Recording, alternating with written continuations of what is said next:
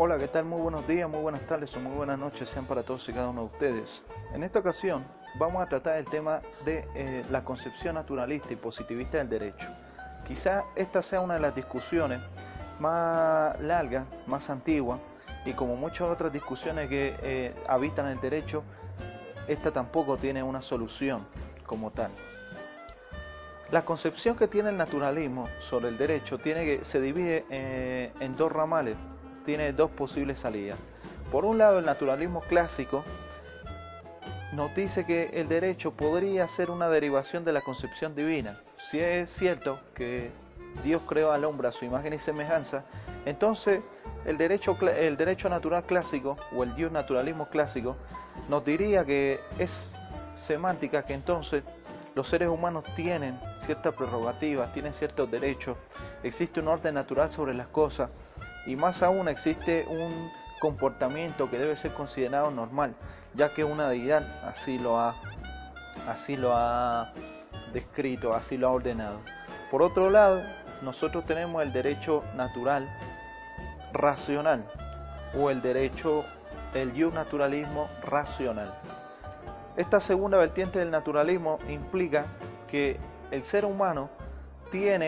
debe tener un control sobre su conducta, debe de haber restricciones a la conducta de los seres humanos,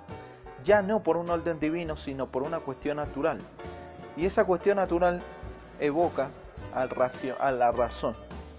el racionalismo de los seres humanos.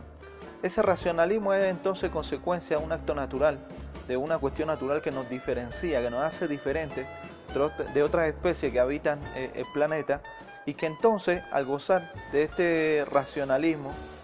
de esta capacidad de inteligencia que tenemos los seres humanos, entonces se deriva un orden de las cosas, un orden natural, el hecho de que ningún ser humano debe matar a otro, de que ningún ser humano debe robar. Entonces se van derivando cuestiones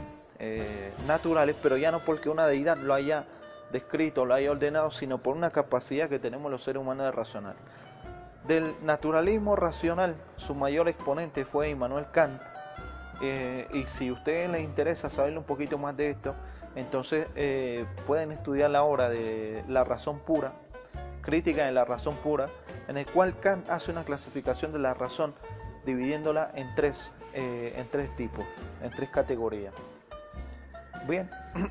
eso es por cuanto hace al naturalismo. El lado del positivismo es una cuestión un tanto parecida,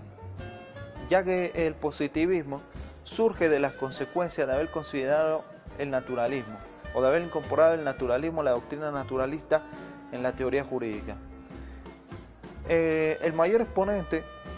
del positivismo jurídico sería Hans Kelsen. Hans Kelsen es un alemán que intenta emancipar al derecho de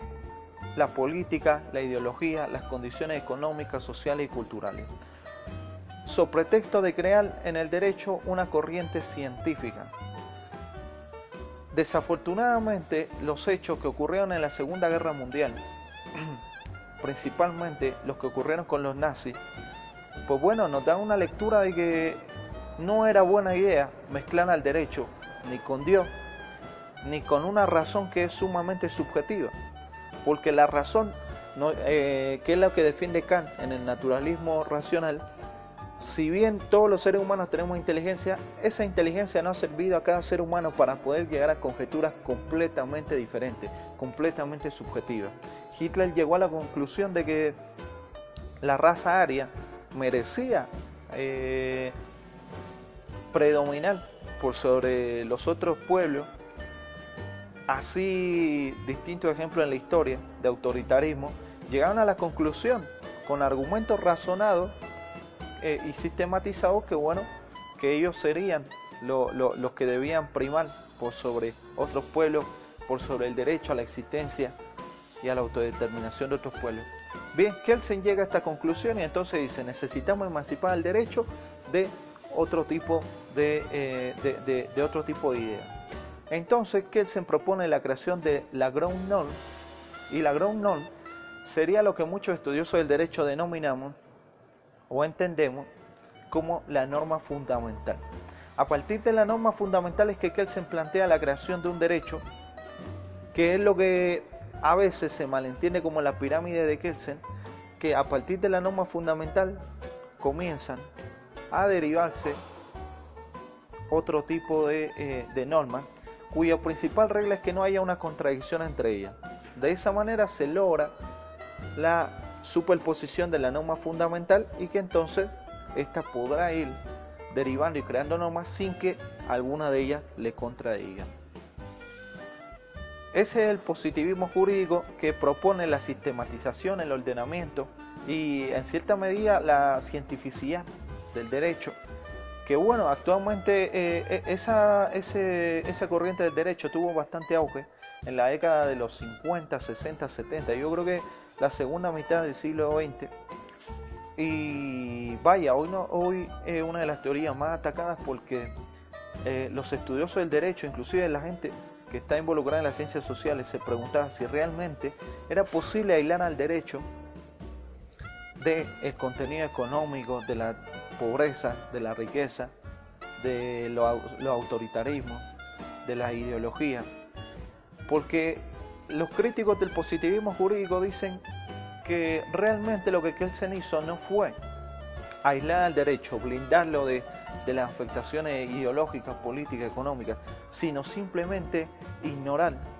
la existencia de dichos vínculos, y al ignorar dichos vínculos lo que estaba haciendo era omitir que una clase económica, política o social estaba dominando a la otra, negando dicha relación. Ya esto lo expresaba Carlos Marx a través de la lucha de clases. Muchos otros sociólogos y filósofos como Heidegger o incluso Hegel proponían que el derecho no podía estar desvinculado incluso de los principios morales, ya que el derecho en sí mismo provenía de la moral y no podía haber una negación como tal. Estos temas se irán abordando más adelante y bueno, espero que haya quedado un poquito claro la cuestión del naturalismo, sus dos vertientes que serían el naturalismo clásico, que es enfocado en una deidad, el naturalismo racional, que es un devenir de la razón y el actuar humano, contra el positivismo, que es un intento por emancipar al derecho de esos valores, de esas acciones, de esos dioses que podrían hoy dictar una cosa y el día de mañana dictar otra. Kelsen es un intento por dar esos principios de ciencia, de cientificidad al derecho, y pues bueno, Kelsen es perseguido posteriormente por el régimen nazi, entonces se entiende que trate que su vida y obra haya intentado combatir dichos principios, aunque mucha gente aseveraría hoy en día que terminó convirtiéndose en lo que tanto criticaba. Muchísimas gracias, nos vemos en una siguiente sesión.